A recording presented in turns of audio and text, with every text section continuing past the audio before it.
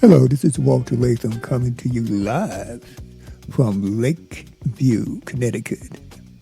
We were invited to help the Hotchkiss School's alumni to celebrate their 60th anniversary of the GO program initiated by Hotchkiss. We would also like to take this opportunity to thank Father Curran. Thanks for joining the Walt Weekly Podcast. We're here today with Tony Harrington. All right, we're here today with Mr. Harrington, who is a graduate of the GO program that was started back in the 60s, that was sponsored by the Hotchkiss School, one of the top preparatory schools in the country. So again, we are celebrating the 60th anniversary of that program. All right, that extended opportunity to people that were not their usual students, but they went into the ghettos, the poor areas, and it's like the people through Father Curran, who was the spearhead of this initiative. So we have Tony Harrington with us, and he's a graduate of the Hotchkiss program, the GO program. So, 566. Okay.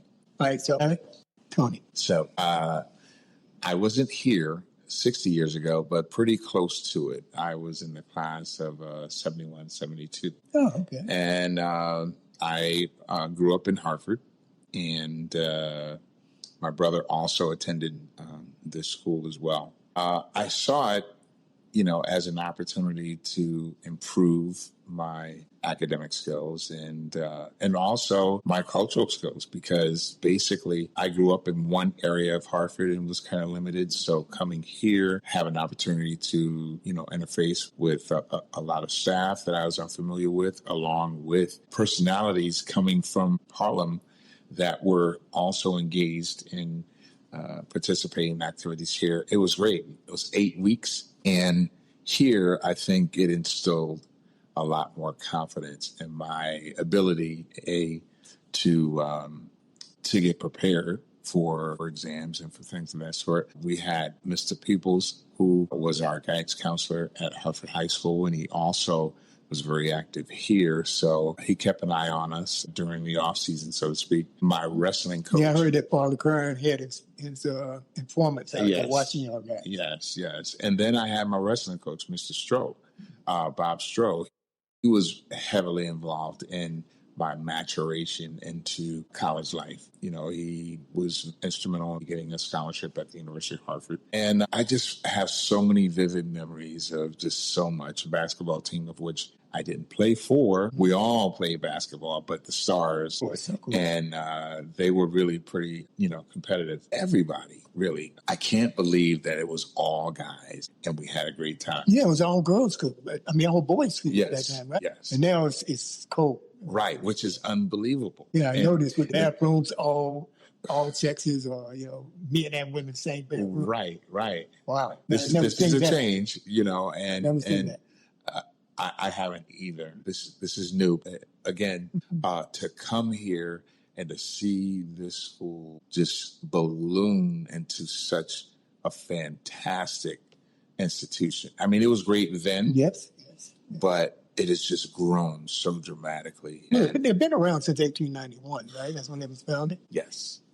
And they had some big-time people graduate from Hotchkiss. Absolutely. All the way to college. Absolutely. You know any of them? I don't. I really never made a conscious effort to stay on top of what Hotchkiss was doing. Unfortunately, following my completion of the program here, I went to the University of Hartford, then grad school, and then work. What did you major in? Well, undergrad, I was majoring in sociology, and then I went on to get my MSW at UConn School of Social Work, and then went back to the University of Hartford to get my EDD in educational leadership. So you were a PhD or? EDD. Just what is EDD?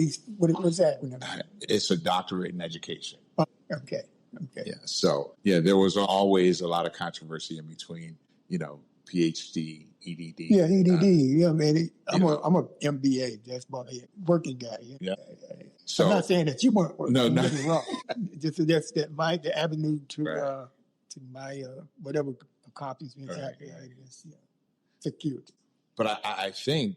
I credit this school and Father Kern with just giving me the confidence to be successful in the fields that I decided to pursue. Not long after that, I started doing anthems for one of our professional hockey teams and then professional basketball teams as far as... Oh, you were doing a national anthem for them? Yes. And what, did you sing or did you, what instrument? I sang a cappella. Really? For the Hartford Whalers, for the New York Knicks, for the Boston Celtics, for all the ABL teams that we had.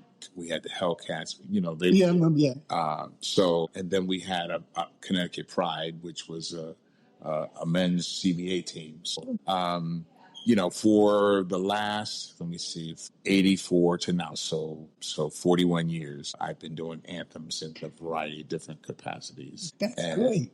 So at that time, I just wondered, how could I put myself out there? And it was told to me, just concentrate on each event and do it as often as you can. So what ended up happening for the 11 years I was doing the Whalers and for, I think, the 15 or so that I was doing, Celtics, was there are many times I came into that arena where I couldn't sing.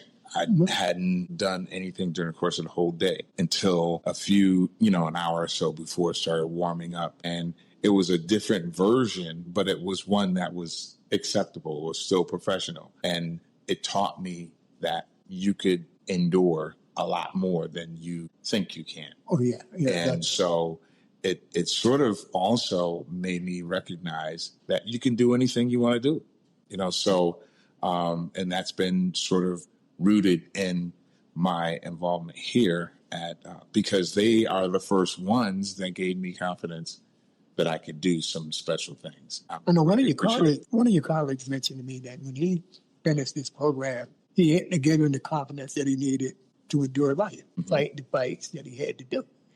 And, some people observed him having a chip on his shoulder because he gained so much from the Hotchkiss program, the GO program.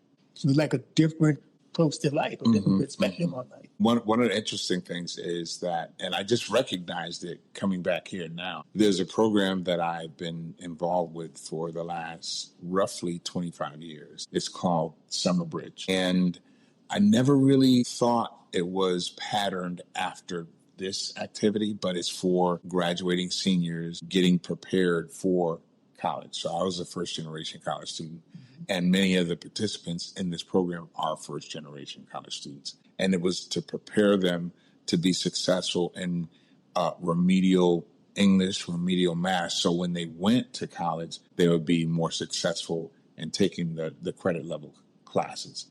So I've been doing this. Matter of fact, we have one that'll be starting up in Bloomfield, June 30th. This will be the fourth year that we're doing it there. But prior to that, we were doing it at Tunxus Community College, Wayne University, and then the town of Bloomfield. So I serve currently there as deputy mayor, and that's the first program that I started, and this is our fourth year. Oh, fantastic. I didn't know that. Normally, when I do these interviews, I have a bio, and I have a lot of other guys I haven't met before. The last two people, including yourself. So that gives me like a disadvantage. I want you to do most of the talking, right? Because I haven't had a chance to really do a deep dive on you. But I will, because I may want to come back, especially. Okay. Yeah, EDD. Meeting y'all guys, I've learned. And one thing about doing a podcast, and especially when you do a lot of interviews, you learn from people. I mean, I've learned a tremendous amount since I've been doing podcasts. Put myself in people's shoes, or I can say, well, how in the world did you do that? How did you survive? So if y'all guys look back at the Walt Weekly, we up to close to 300 episodes that we published since 2019. Walt Weekly is on all platforms. When I say all legitimate platforms. Right. Okay? So if you go to Apple Podcasts, we're there. You go to Google Play, we're there. You go to Spotify, we're there. You go to iHeart, we're there. You can say, Alexa, play the Walt Weekly.